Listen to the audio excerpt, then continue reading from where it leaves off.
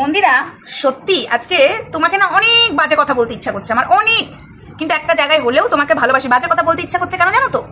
এত কিছুর পরেও আমি যা বুঝলাম তোমার ভিডিওর মধ্যে, এত কিছু পরেও তুমি আবার মারিয়া মারিয়া মারিয়া মারিয়া হ্যাঁ মারুর সাথে এতটা নিচে নামিয়ে দিল। একটা জিনিস জানো তো, হ্যাঁ সত্যতা বাড়ানো বেশি ভালো নয়, কিন্তু মিষ্টি মুখে তাকে বিদায় দেওয়া ভালো।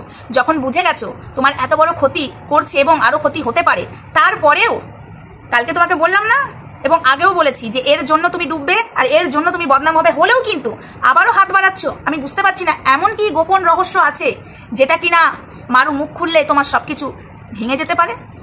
হাই ফ্রেন্ডস, সোমা ওয়ার্ল্ডে তোমাদেরকে অনেক অনেক স্বাগত আর অনেক অনেক ভালোবাসা। চলে এসেছি আবারও একটা ভিডিও নিয়ে। হ্যাঁ বন্ধুরা, এই মন্দিরাকে নিয়েই এলাম। মন্দিরার সাথে এত কিছু কাণ্ড করলো, আজকের ভিডিওটা যেটা দেখলাম, সোনা সোনা আচ্ছা সোনা বৌদি, ঠিক আছে। তো যেটা আমি বুঝলাম যে মারুর সাথে আবারও মিল হয়ে যাবে মন্দিরার। হ্যাঁ সেটা হবে, কিন্তু মন্দিরা এটা বুঝতে পারছে না মন্দিরা সর্বনাশ ডেকে আনছে।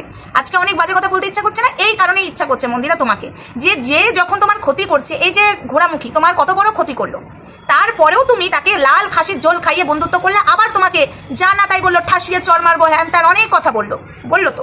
কিন্তু কথাটা হলো ঠিক আছে, শত্রুত্ব বাড়িয়ে কোনো লাভ নেই, বন্ধুত্ব বাড়িয়ে দেওয়া ভালো, কিন্তু সেই বন্ধুত্ব যদি ক্ষতি করে সেই বন্ধুত্বের কি দরকার এটাই আমি বুঝে পাই না। এই যে আমার যা মনে হচ্ছে মন্দিরা তুমি আবার মারুর সাথে মিলিয়ে নেবে সম্পর্ক, সেটা বুঝতে পারছি, কিন্তু দেখো এরপরে হয় এমন ক্ষতি হবে সেই ক্ষতি থেকে কিন্তু আর বাঁচতে পারবে না। তখন কি করবে কে বাঁচাবে তোমায়? এটুকু মাথায় রেখো, ঠিক আছে? তখন তুমি দেখবে কাউকে পাবে না, কেউ তোমার পাশে দাঁড়াবে না। তখন সবাই বলবে ঠিক হয়েছে, বলেছিলাম। আমি বলবো মন্দিরা যে বলেছিলাম এই মারুর সাথে যদি আবার সম্পর্ক রাখো ক্ষতি হয়ে যাবে, ঠিক হয়েছে বলেছিলাম, শোনোনি কেন? এটা আমিও বলবো। আর আমি বুঝতে পারছি না তোমার এমন কি আছে, ঠিক আছে? এমন কি আছে? কোথাও তো একটা দুর্বলতা আছে, বুঝতে পারছি। কোথাও তো এমন কিছু আছে যেটা মারু জানে ফাঁস হলে অনেক কিছু হবে, আর তোমার ফাঁস হওয়ার কি বাকি আছে? আমি কমেন্ট বক্সে দেখলাম একজন কমেন্ট করেছে তোমার ওখানে যে তুমি এমন কিছু বলে রেখেছো, মারু এমন কিছু জানে, তাই তুমি বন্ধুত্বের হাত বাড়িয়ে দিচ্ছ। তোমার ভিডিও দেখে বোঝা যাচ্ছে। দেখো তোমার কমেন্ট বক্সে ভালো করে চেক করো। তো সেই জায়গা থেকেই বলছি আমিও, কি এমন কিছু জানে মারু? আর তোমার কি সর্বনাশ হতে আর বাকি আছে? সবই তো সোমনাথ জেনে গেছে, তারপরেও তো সোমনাথ তোমাকে মেনে নিয়েছে, তুমিও সোমনাথের সাথে সংসার করছো। একটা কথা বলছি, থার্ড ব্যক্তির জন্য যদি নিজের সংসারে আগুন লাগে, নিজের ব্যবসার কাজে যদি ক্ষতি হয়, তার সাথে বন্ধুত্ব কিসের? এই যে তোমাকে এত বাস দিল মারুর বর আর মারু মিলে, তারপরেও তোমার কথাবার্তাতে মনে হলো মারুর সাথে তুমি বন্ধুত্ব করে নেবে। কেন?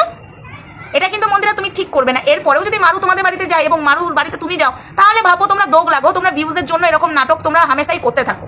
এটাই ভাবো মন্দিরা, দোগলা। আর এরপরে যে ক্ষতিগুলো হবে তখন কিন্তু কাউকে পাশে পাবে না। এইটুকুই তোমাকে বলবো। তোমাকে নিয়ে আমি বেশি বড় ভিডিও করতে চাই না এই সময়। এইটুকুই তোমাকে আমি বলবো মন্দিরা, সময় থাকতে এমনি করে ঝেড়ে ফেলো, ঠিক আছে? হয়তো তিতো ভাবে নয়, মিষ্টি মুখে ঝেড়ে ফেলো। বাড়িতে এলাও করো না আর নিজেও যেও না, ঠিক আছে? নিজের কাজের জগতে থাকো, নিজের সংসারের জগতে থাকো, তাহলে দেখবে ঠিক থাকবে। এরকম 2-3টে আসবে তোমার পাশে, তো দাঁড়াতে গেছিল ঘোড়ামুখী, তোমাকে তো সাথ দিতে গেছিল, তখন তার কাঁধে মাথা দিয়ে কেঁদেছিলে।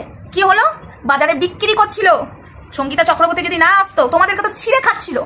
সেই জায়গা থেকে তো ছিঁড়ে খাওয়ার বদলে মাংসের ঝোল খাইয়ে তো মুখটা বন্ধ করে দিলে, সেটা তো ঠিক, তাই না? কিন্তু তুমি কাদেরকে পাশে ডাকো আর কাদেরকে তুমি বাড়িতে ডাকো আর কাদের সাথে মেশো, এটুকু ভেবে দেখো, ঠিক আছে?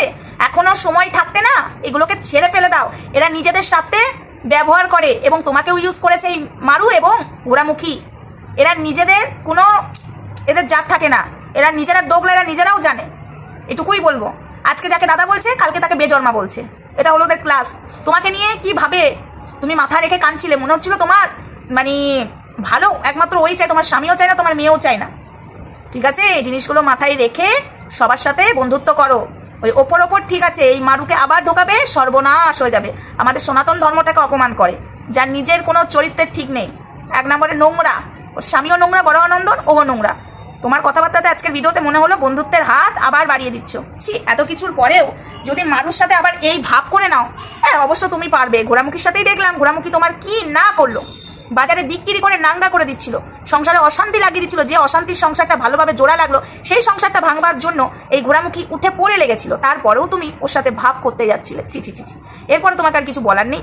তো যাই হোক মন্দিরা, ভালো থেকো, সুস্থ থেকো। যেটুকু বুঝলাম তোমার ভিডিও দেখে, তুমি আবার বন্ধুত্বর হাত মানে আবার 2 বইনে এক হবে, কিন্তু এই বোন তো বোন নয়, এই বোন হলো সর্বনাশী, ঠিক আছে? চলো ভিডিওটা আর বেশি বড় করলাম না। আর বন্ধুদেরকে একটাই কথা বলবো, এদেরকে না দেখা বন্ধ করে দাও। এরা হলো দোগলা। আমি এটুকুই বলবো, যারা স্ট্রাগল করছে তাদেরকে দেখো। না আমি মন্দিরাকে বলিনি, কিন্তু এই জায়গাটা ক্লিয়ার করে দিলাম। অবশ্যই মন্দিরাকে দেখো, এই মারুকে একদম দেখবে না। নোংরা, আমাদের সনাতন ধর্মটাকে অপমান করে, অপমান করে। শাঁখা সিঁদুরকে অপমান করেছে, তোমরা দেখেছো। আবার শাঁখা সিঁদুর পরে শো আপ করছে, আবার নাটক করছে আমি অপমান করি না। আমরা চোখেও অন্ধ, কানেও কালা, আমরা কিছু দেখিনি, কিছু শুনিনি। চলো, ভিডিওটা এটুকুই থাক।